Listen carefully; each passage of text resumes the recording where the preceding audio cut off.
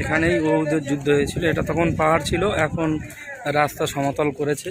চারিদিকে যে পাহাড়গুলো দেখতে পাচ্ছ, এগুলো এটা টোটালি ওদের প্রান্তর। এই হচ্ছে আমাদের হামজা রাদিয়াল্লাহু আনহুর কবর, ওই তোর রয়েছে।